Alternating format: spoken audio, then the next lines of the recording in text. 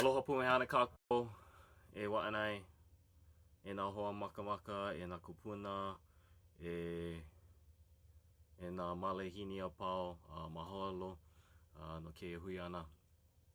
Guys, I just want to come to you.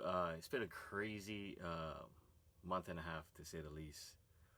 Just fighting for my life, being displaced, just certain things that go on in life, and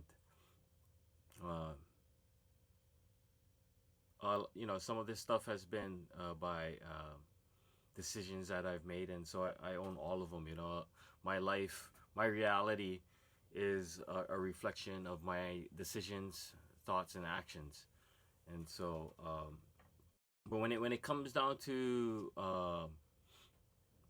being silenced, because I gotta stay professional for a job at the cost of my integrity, I won't do that.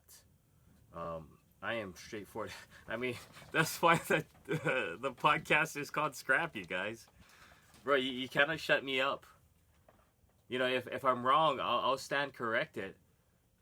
But, for the most part, the universe has been bringing me information to find out how Hawaiians are still being suppressed.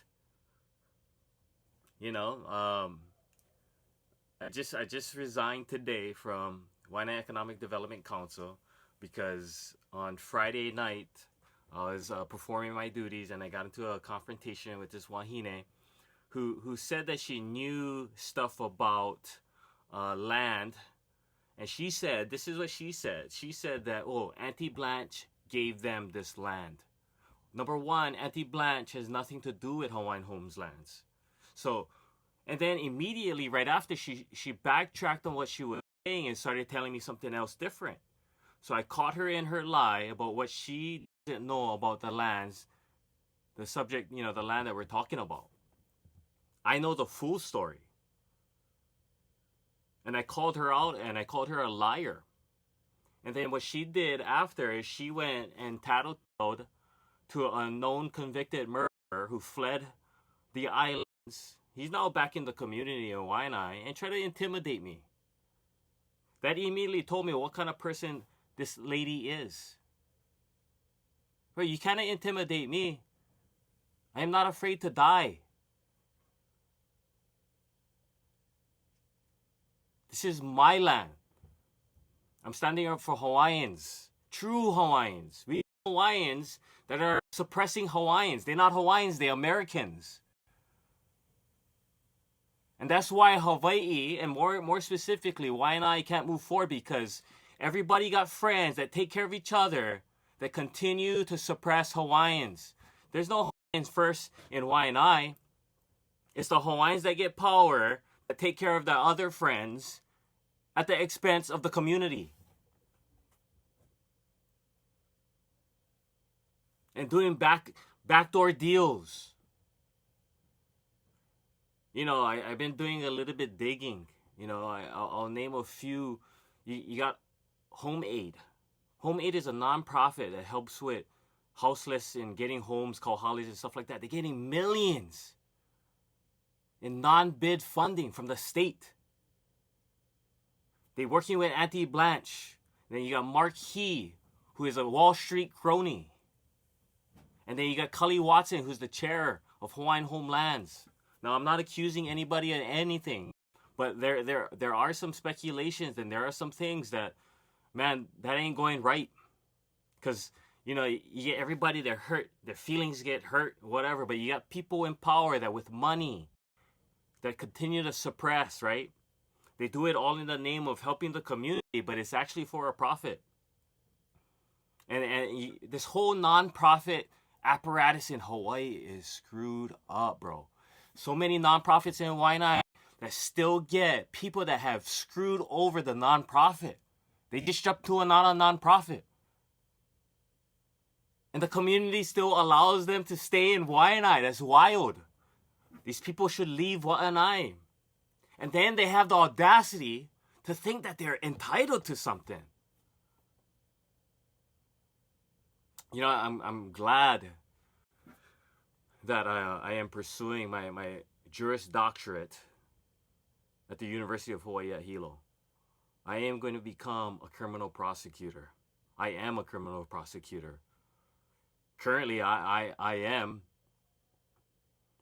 an investigative journalist. Man, this is how wild people are. It's all there in the public. All you gotta do is go look. This stems all the way back to the overthrow of 1893, and even before that, because you had Hawaiian nationals or naturalized citizens. They're technically haoles and treasonous motherfuckers. Lauren B. Thurston, Sanford B. Dole, all these guys. They did things to overthrow the kingdom. They got into the legislature, changed the laws so the laws could play to their benefit to overthrow the kingdom, disenfranchise Hawaiians, disenfranchise Asians, and then they do a illegal annexation in 1898. Then they start the cultural genocide, right? Take away the language, take away the food, import all kinds of stuff. Now Hawaiians, number one, in high blood pressure, obesity. You go down Wai'anae side, everybody's obese. Everybody get diabetes because they trying to kill Hawaiians. And then now fast forward to 1959 with the Admissions Act, right? You get 1920 first, 1920 with the department, the Hawaiian Homes Commission Act, right? And then the 1959 Admissions Act, they adopted the Federal Hawaiian Commissions Act, right? The Hawaiian Lands Commission Act. And they've been suppressing us still, even though that they adopted the law. Bro, we got 30,000 people on the list and documented failings of Hawaiian homelands. And then we got Cully Watson, who is a developer. He's a lawyer. I mean, he has all the right credentials. But the guy's still struggling to help Hawaiians. And, I was doing a little bit of research of some other entities that he's created and he's the president of. There looks like there's a lot of conflict of interest. And I'm curious why there hasn't been any kind of investigation. How this all trickled down to Wai'anae is because we get kupunas on the beach. You get elected officials that their feelings or their ideas wasn't their ideas, so they block projects from happening.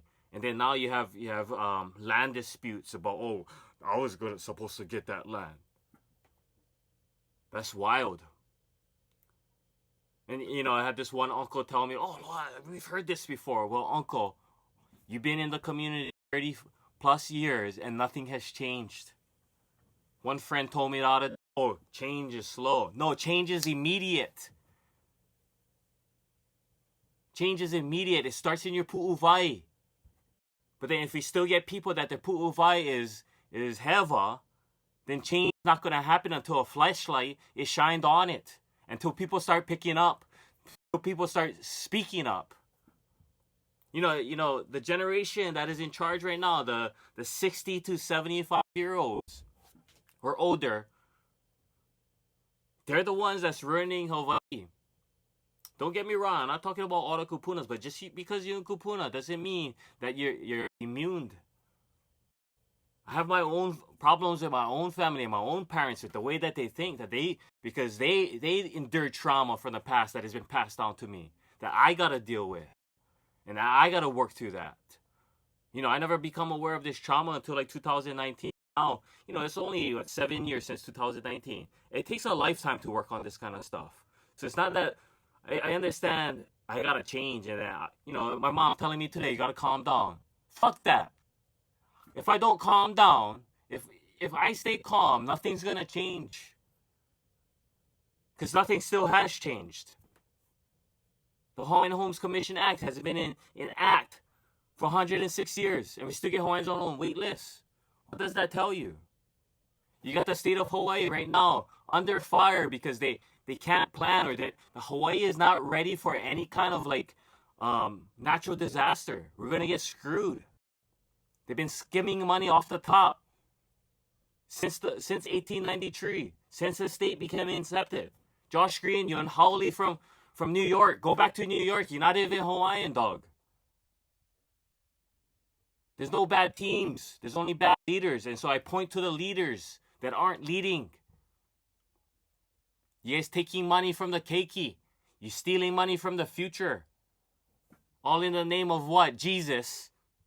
Oh, praise God, my Lord. You know, there's a scripture that talks about not using the Lord's name in vain. And so when people lead with, oh, Lord this, Lord that, I would be weary of that person. You don't need to shout his name at the top. He actually says do things in secret.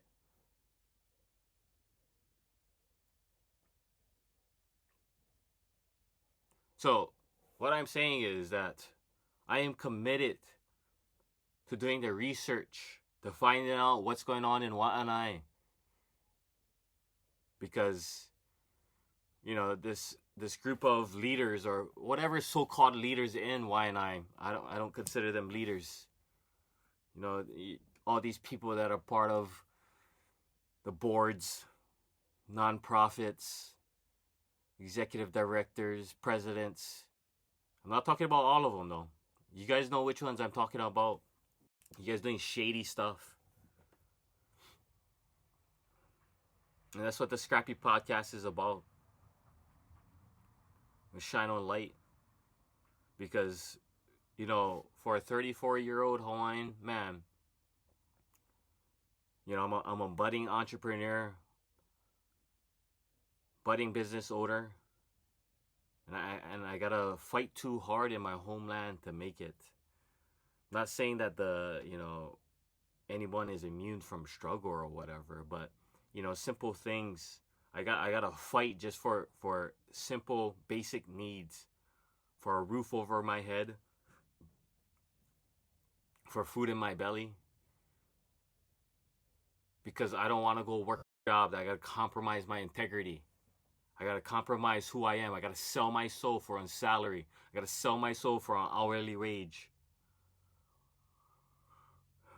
I'm not special. But, you know, I live in Hawaii, and if I get displaced in my own land, I cannot go back to anywhere else. You get howlies, you get visitors, anybody. I'm talking about Filipinos, white, black, Asian, whoever your ancestry traces back to, you can go back to that homeland. My ancestry dates back to Hawaii, 400, 500 years. So I have no place to be displaced to.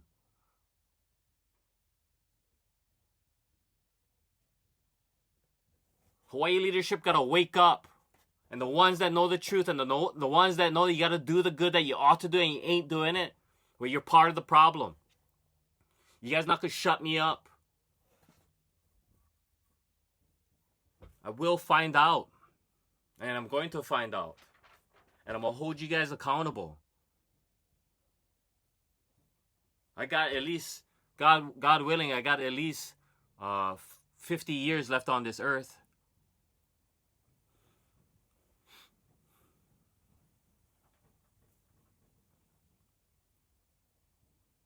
Yeah, no more, man. We can shut down the deep state of Hawaii. Because we owe it to the kids of the future. At the rate the things going in America, if Hawaii continues to be part of the union, the fake union, well, Hawaii is a fake state, number one. It is a part of the Union of the Americas, the United States of America. That's who Josh Green's leader is, Donald Trump. And they're stealing, they're asking for billions and billions of dollars for this war that is going to kill a lot of American soldiers. But what I'm saying is Hawaii is connected to that. We get everything shipped to us that uses petroleum. Gas is going to go up to $10.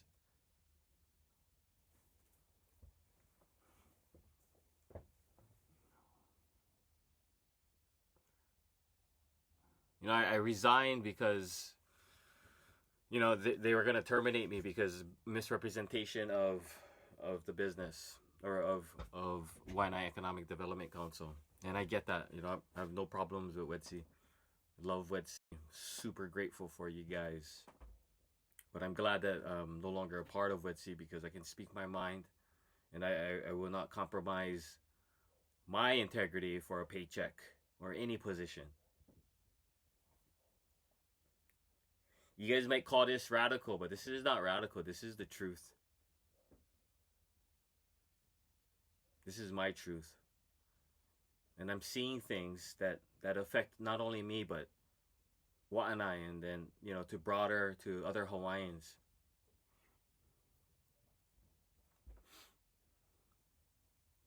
But guys, this is episode 6 of the Loa'a Show, checking in. Man, I was talking to my ho'oponopono lawyer, and she's like, Loa'a, this is all happening